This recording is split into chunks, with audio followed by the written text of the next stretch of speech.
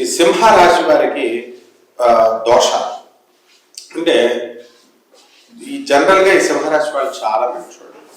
వాళ్ళు they're good and generous at heart.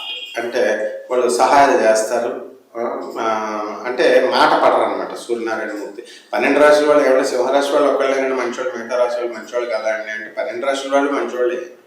కాకపోతే వీళ్ళు గొప్పలకు పోయి ఎక్కువ నష్టపోవడానికి అవకాశం ఉన్నటువంటి రాశులు అనమాట ఇది. అదే నీ అంత గొప్పవాళ్ళు ఏంటంటే వెంటనే చేస్తాడనమాట సింహరాశి వాడు.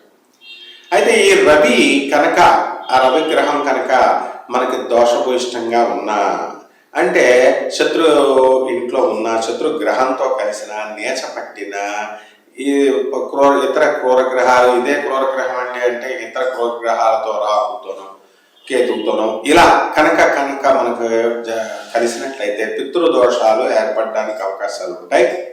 అదేవిధంగా బంగారం లాస్ అవ్వడానికి అవకాశాలు ఉంటాయి.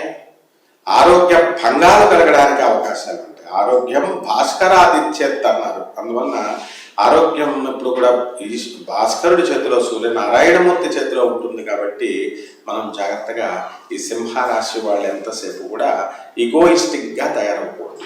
ఈగోయిస్టిక్ ఎప్పుడవుతారండి? ఈ రవి నేర్చబడితే అవుతారు. రవి తులారాశిలో ఉండగా పుట్టినటువంటి వాళ్ళు ఎవరు చెప్పిన మాట వినరు, ఆరోగ్య భంగాలు కూడా ఉంటాయి. అలాగే ఈగోయిస్టిక్గా ప్రవర్తించడం అనేటటువంటి జరుగుతుంది. కాబట్టి మనం ఏం చేయాలంటే ఇటువంటి వాళ్ళకి రవి జపం చేసుకోవాలా, రవి స్తోత్రాలు చదువుకోవాలా, రవికి కిలోంపావు గోధుమలను తీసుకెళ్లి ఆరెంజ్ కలర్ ఉన్నటువంటి గుడ్డని పేద బ్రాహ్మణులకి దానం చేయాలి.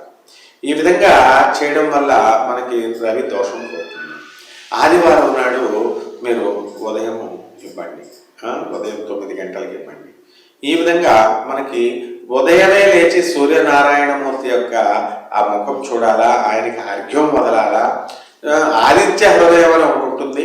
ఆ స్తోత్రాన్ని, ఆదిత్య హృదయాన్ని కనుక మీరు చదువుకున్నట్టయితే బ్రహ్మాండంగా ఉంటుంది.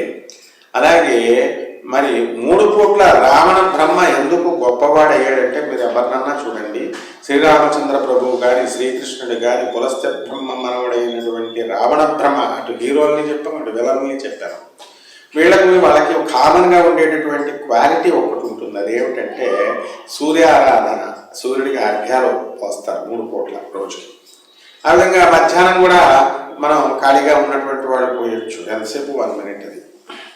కాబట్టి ఈ విధంగా త్రిసంధ్యకాలాలలో ఈ సంధ్య వార్చినట్లయితే, అర్ఘ్యాలు కనుక వార్చినట్లయితే మనకి సూర్య దోషం పోతుంది.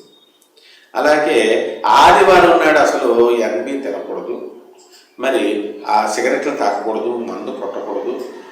ఆదివారం నాడు ఈ యొక్క పసుపు పువ్వులతో మీరు సూర్యనారాయణమూర్తిని కనుక పూజ చేసుకుంటే దోషాలన్నీ కూడా పోతాయి, బ్రహ్మాండంగా ఉంటారు. శుభమస్తు.